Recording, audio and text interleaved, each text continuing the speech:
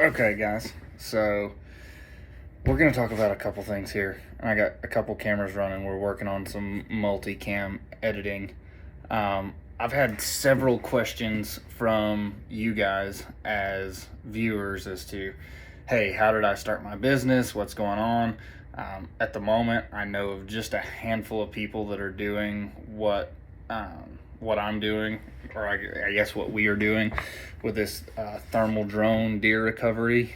However, whether it's thermal deer tracking or whatever you want, the idea is that we take a thermal drone and we fly it in the air and try to find quarry that someone has wounded.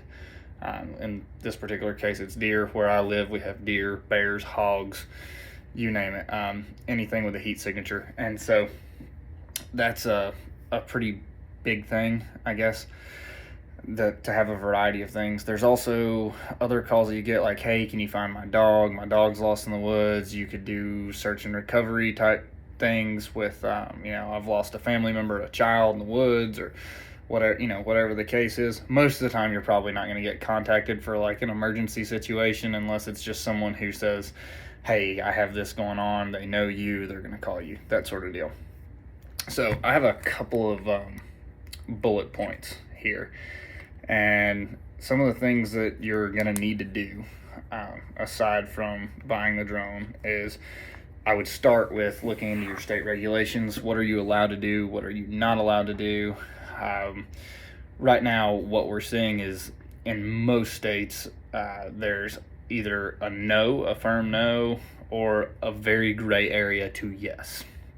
And so what my recommendation is going to be is to contact a local attorney, hire them, for a consultation fee, have them read over what they can find as far as state regulations go, and then get their opinion.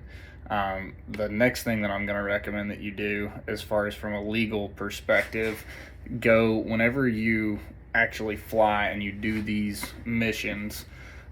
What you're going to do is record everything from the moment the drone lifts off the ground.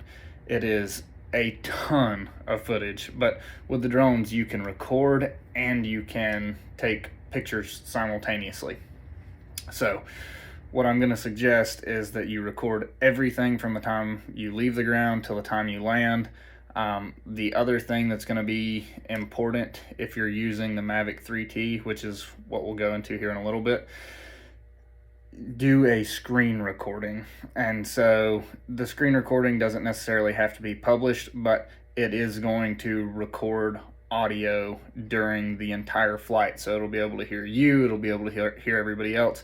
And as long as all your ducks in a row and you're not doing anything illegal, you're staying within your bounds, this is something that I would imagine would be considered evidence in a court of law.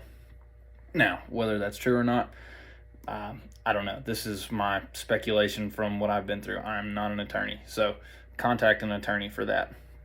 But that's about all I'm going to be able to give you as far as what you're allowed to do in your state or not in your state, or however, from a legal perspective. The other thing that we have going for us as far as legislation being made, there is, I don't know, let's see how to put this. As far as legislation being made, we want to err toward the side of this is the most ethical thing to do, because it's a really productive manner to finding wounded game. And so from an ethical standpoint, it makes the most sense to, I shot this animal, let's find it so that it doesn't sit there and rot. The flip side to that is nothing in nature really goes to waste. I mean, if you shoot a deer and you can't find it, it's one of those things where nature's going to take over. The coyotes are going to get it, bugs, everything's got to have something to eat, so something will get an easy meal.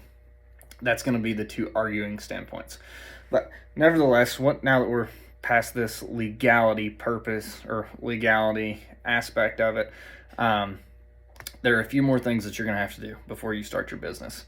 Number one, what I would recommend doing is get online with your Secretary of State and you're going to register an LLC or start a business of some sort.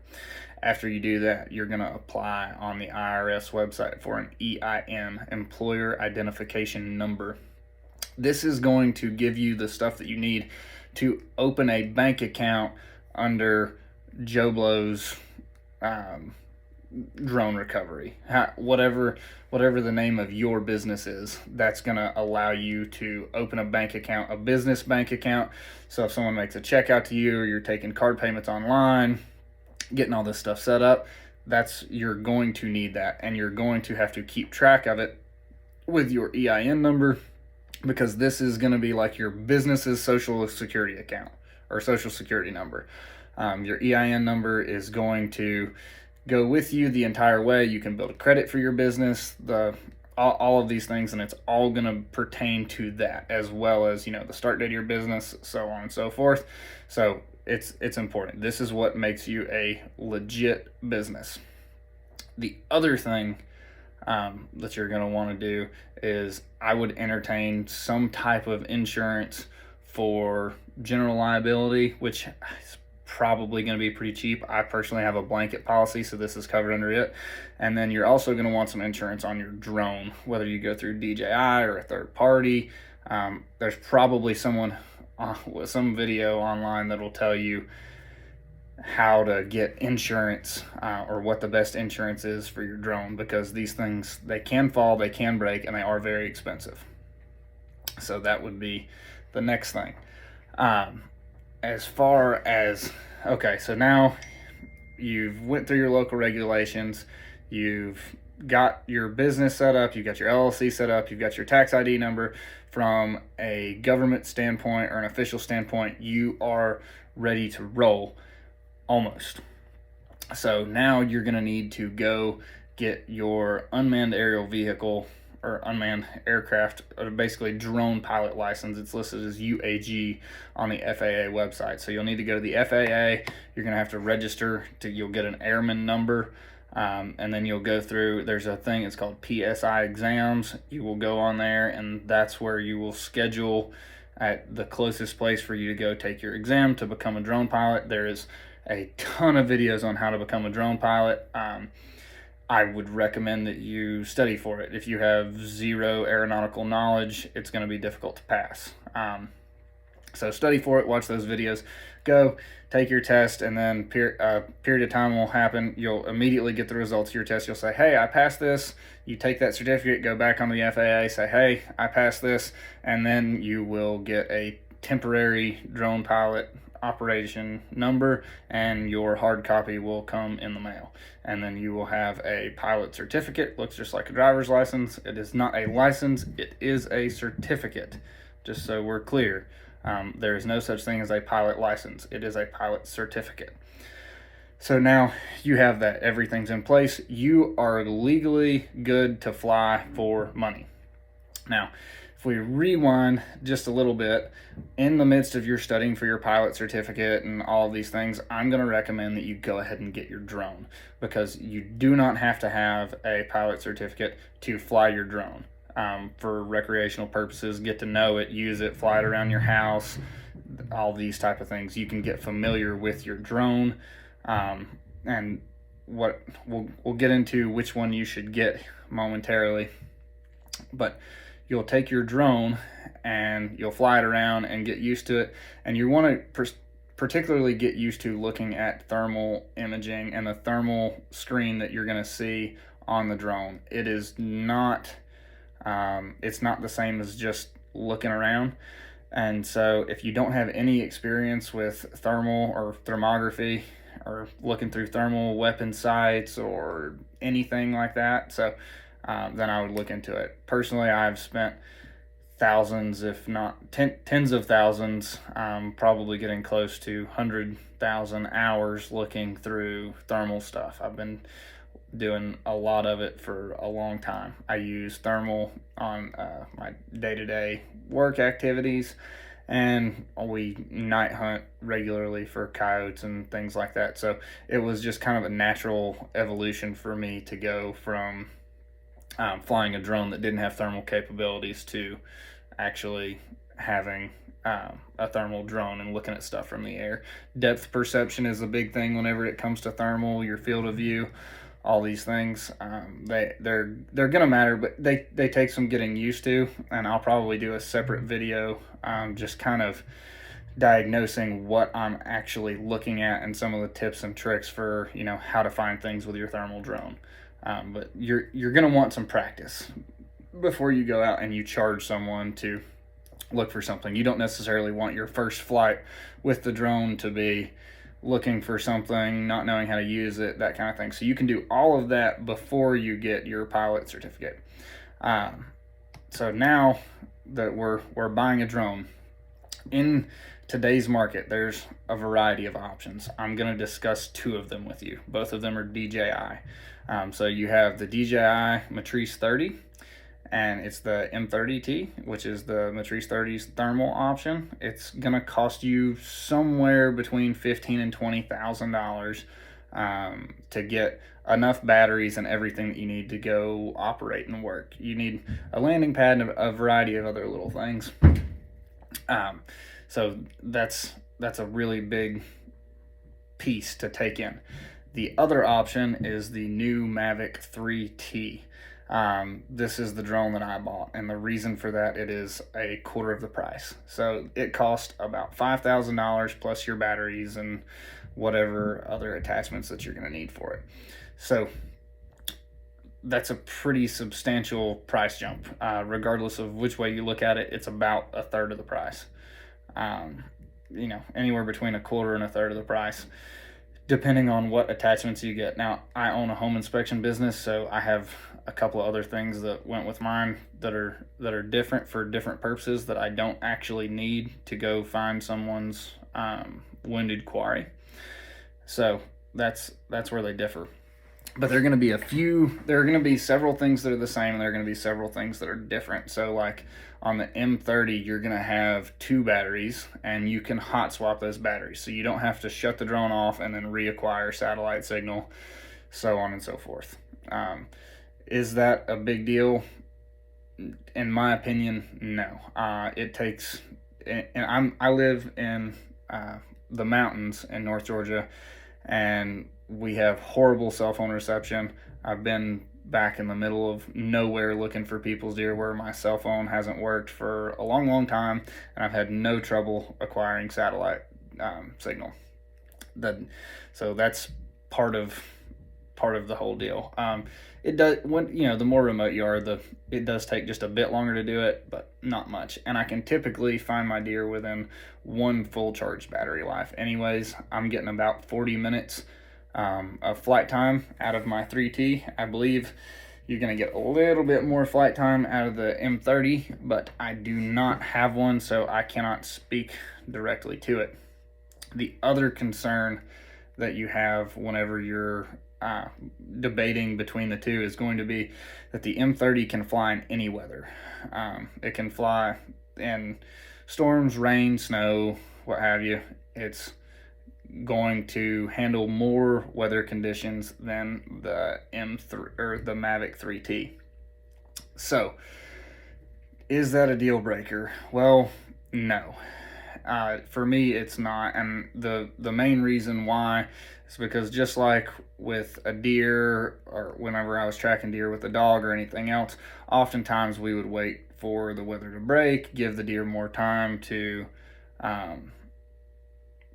expire. The waiting for the weather was not really a huge deal. The other big thing that you're going to run into between the two is going to be, well, what does it look at night? Because the thermal cameras are exactly the same. They're both 12 micron 640 core thermal. They're identical. So looking at it from a thermal perspective, there's going to be no difference. So as far as finding it, seeing the heat signature, no problem. What you are going to see, though, is if you switch over to your zoom camera or anything like that, you're going to have a harder time identifying what the animal is at night. During the daytime, not that much harder. You do have more zoom on the M30. You can zoom way in, and it's crystal clear, and it's phenomenal. You can also drop pins. Well, guess what? You can drop pins and mark GPS points with the Mavic 3T.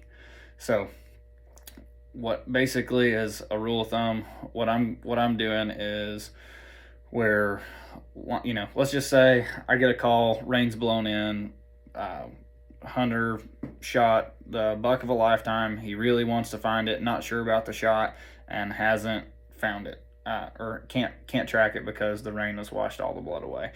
And then I'm over here like, well, can I fly my drone in the rain? No, I cannot. And if it wasn't raining and it was dark, could I go find it? Sure, but I'm gonna have a hard time determining, well, is this your deer if it's not dead, which happens most of the time. Unfortunately, whenever people make a bad shot, deer are really, really hardy, and it's very often that they have not expired. They're really, really tough. So that's one of those things that if it's the daytime, yeah, I'm gonna be able to see. Now, there is a bit of a caveat to this, because you're talking about a really substantial price difference on these drones. So at the moment, the option is, if you have to identify, hey, this is your deer, and you don't want to make 2 trips, what you can do is you can wait till the following day. And whenever you get to the following day, you know, following morning, whatever, the storm's blown out, you can go find the deer. And then if it's expired, great. And if it's not, you will be able to see it with your zoom camera. The other thing is, even though the M30 has more zoom capabilities, the Mavic 3 has plenty of zoom capabilities, particularly if you go lower in altitude. So you can be up high scanning for something. If you have a deer that is a point of interest, you can get lower to the ground. You can get right above the trees, you know, go 20 or 30 foot above the trees, and you can zoom in plenty well to tell what's going on. And I can demonstrate some of this in a few other videos. So you guys leave comments, and if you want to see like how I'm specifically doing this, I will be glad to put it up and show you. The other thing is, there is a product by CZI that is coming out. It is I believe it's like the GLS 10. It is a gimbal searchlight. This is going to be a payload attachment for the Mavic 3T. It's on a gimbal, and this could potentially alleviate the whole problem of not being able to identify what you're looking at night, because you have a searchlight that's on the top of it. You'll be able to see. If you take a look at my other video, how long will a thermal drone last, and you actually watch it the entire time, or at least a portion of the way through, we find a bear that had been dead for a long time, and it actually had maggots on it. And whenever the hunters went, I thought it was their deer at the time. I could not tell that it was a bear, which is one of the things. But whenever the hunters walked up to it with their flashlight, whenever I was recording, so I'm looking at it from a thermal perspective, but when you hit record, it will also record on your zoom camera simultaneously, whether you're looking at it or not. So I pulled that clip up and I saw this flash of light, and I was like, huh, what's this? So I was able to actually look and see, and I could tell that it was a bear with their flashlight from the air. And this was the hunter's flashlight walking up to it. So if you guys want to see that, go check out that video. I'll probably link it to this one at the end. So there's that aspect of it. And then that video all in itself kind of alleviates the whole, well, I can't wait 12 hours. I can't wait 18 hours. You can wait for a really long period of time. It was cold whenever this happened. And you know, at least for this area, and we had no problem seeing that bear, and it had been dead for who knows how long. So the idea that if you wait, you know, 18, 20 hours, something like that, to find the deer, you're not gonna have issues finding it. The other thing is, I have heard people say that you will have a hard time finding these animals during the daytime. Well, that all depends on how good of an operator you are. I found a whole slew of deer in the daytime. It's been it's been no problem to find them during the day. It's also been no problem to find them during the night. Where our success rate is double compared to tracking them with a dog. This is a far more productive means. And what happens now most of the time, the ones that we wouldn't find with the dog typically was because we were jumping them up and they were leaving the country before we ever got to them. And so now with the drone, we're not spooking the deer. They're staying there. We can say, yep, that's him. You can see blood on one side or a variety of other things that, give away that this is the deer that was shot. Or the hunter can look at the screen and identify, yes, that was the buck that I shot. So you have that as kind of an option. So it's just something to think about. The other thing that I did was I price checked some of my competitors, and I charge significantly less than they do. I sliced my price in half to go out and find deer with this drone. It is less of a drone, but it is still perfectly capable. And in my opinion, you don't need to spend $20,000 to go find somebody's deer, especially if this is going to be a side gig for you or something like that. And I want to encourage more people to get into it. It seems like a really intimidating thing.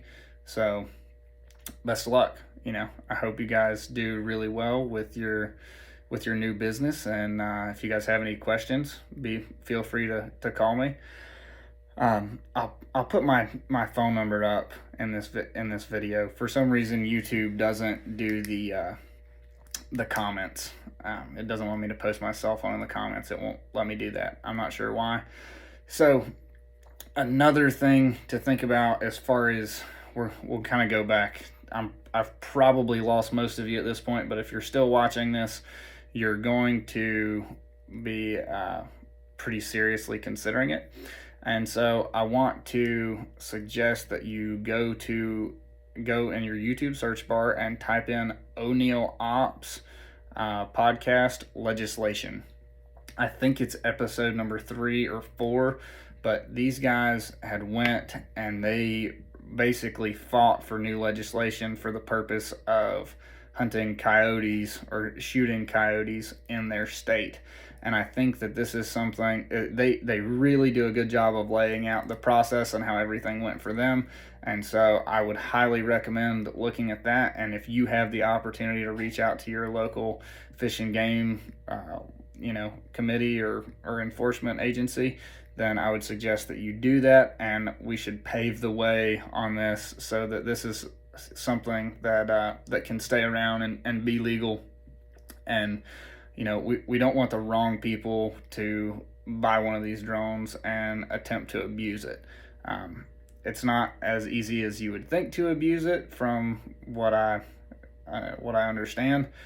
But nevertheless, until you have it, you don't know, and it's all about the perception of the public. They vote. So I would highly encourage you to go do that. Again, that's Oneill Ops podcast and legislation. If you type that into your YouTube search bar, it will pop up. So I will see if I can link it in the description, but I'm not sure if it'll let me do that or not. I'll give it a try. So thanks, guys, and feel free to reach out to me if you have any questions or anything like that. Thanks. Peace out.